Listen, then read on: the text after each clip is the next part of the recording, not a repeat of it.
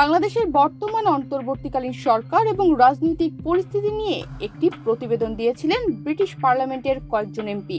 সেই প্রতিবেদনে মূলত ডক্টর ইউনূসের নেতৃত্বাধীন অন্তর্বর্তীকালীন সরকারের সমালোচনা করা হয়। প্রতিবেদনটি ত্রুটিযুক্ত ও শেখ হাসিনা সরকারের পক্ষে পক্ষপাত দুষ্ট এমন অভিযোগ ওঠার পর সেটি প্রত্যাহার করে নেওয়া হয়েছে।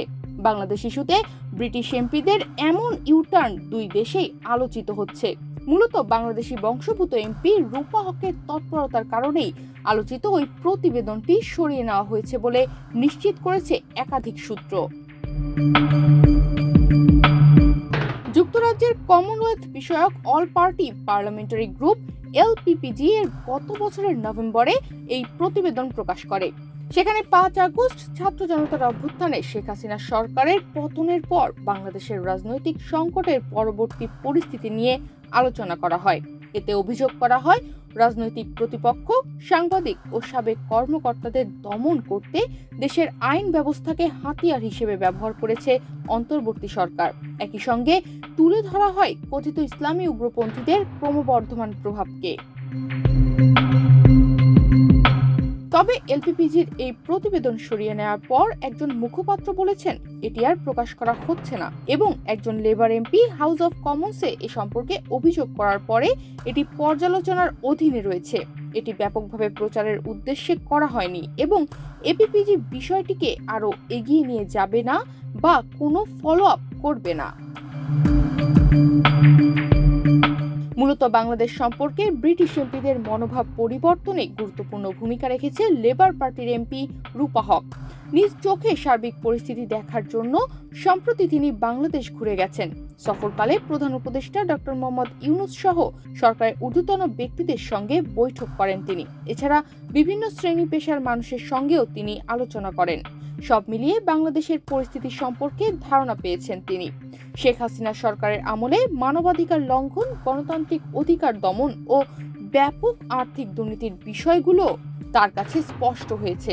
এরপরই তিনি ব্রিটিশ এমপিদের উত্থাপিত প্রতিবেদনটিকে ডক্টর মোহাম্মদ ইউনূসের নেতৃত্বে গঠিত বাংলাদেশের অন্তর্বর্তীকালীন সরকার নিয়ে একতরফা বর্ণনা অভিহিত করেন।